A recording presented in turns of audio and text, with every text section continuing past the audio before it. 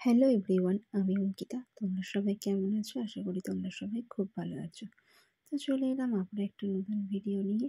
তো এই ভিডিওটা হচ্ছে অক্টোবরের 7 তারিখ, মানে অক্টোবরের 6 তারিখ ছিল লক্ষ্মী পুজো।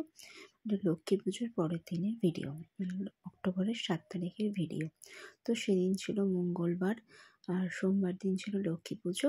তো লক্ষ্মী পুজোর পরের দিন এবার হচ্ছে মায়ের বিদায়বেলা। তো আমাদের যেহেতু আনন্দ ওষুধ ছিল, তাই সমস্ত ঠাকুরের বরণ করা এই কাজগুলো আমিই করেছি। তো আমি নিজেকে প্রচণ্ড সৌভাগ্য যে আমি এই কাজগুলো করতে পেরেছি। তো যাই হোক, 5 বছর অন্তর অন্তর মা লক্ষ্মী আমাদের বাড়িতে আসে। তো এই বছরই আমাদের পালা ছিল। তো এবার মায়ের বিদায় বেলায় মাকে বরণ করছি। মাকে আমিই বরণ করে ঘরে তুলেছিলাম। এবার বিদায় বেলাতে আমি মাকে বরণ করছি। তো প্রথমে আমি তো কখনো করিনি, প্রথমবার। তো দেবু কাকা আমাকে দেখিয়ে দিচ্ছিল, তো আমি সেই মতন করছিলাম। তো এখন আমি পান পাতা দিয়ে বরণ করে নিচ্ছি। তো এরপর আর এই যে পান পাতাটা ছুঁড়ে ফেলে না, মানে কে কুড়োতে পারবে পান পাতাটা। তো এরপর এর আগে কলা দিয়ে বরণ করেছি, ধান দুব্বু দিয়ে বরণ করে নিয়েছি। তো এখন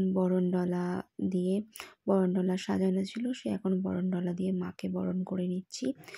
আর মা লক্ষ্মীকে যেভাবে বরণ করব, সেভাবেই লক্ষ্মী প্যাঁচাটাকেও বরণ করতে হবে।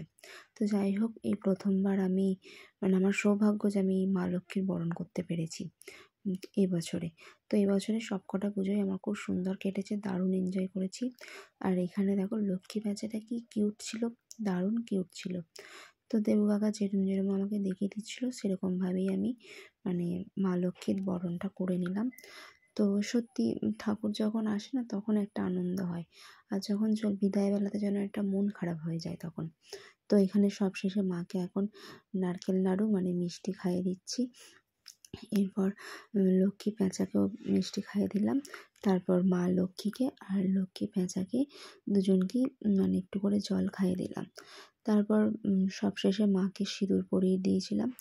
তো তারপরে মাকে আমি একটু মাকে তারপর প্রণাম করে নিয়ে, তো মাকে কানে কানে যা যা বলার সব কিছু বলে দিলাম মাকে, যে তুমি মা পরের বছর আবার এসো। তো এটাই মাকে বললাম।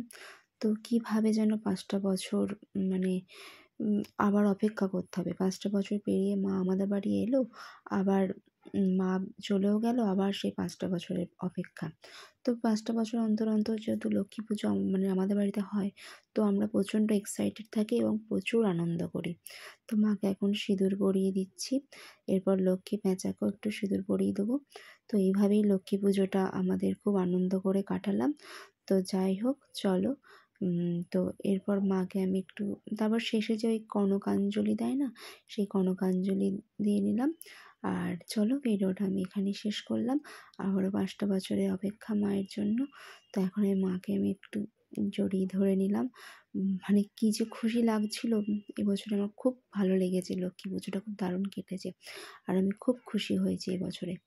তো যাই হোক, মা তুমি সবাইকে ভালো রেখো, তুমিও ভালো থেকো। তো সবশেষে কনকাঞ্জলি দেবু কাকা দিয়ে দিল। তো ভিডিওটা এখানেই শেষ করলাম। ভালো লাগলে অবশ্যই একটা লাইক, কমেন্ট, শেয়ার করে দিয়ে আমার পরিবারের পাশে থেকো। আজকের মতন আসি, দেখা হচ্ছে নেক্সট কোনো ভিডিওতে। তো ভালো থেকো, সুস্থ থেকো, টাটা, বাই।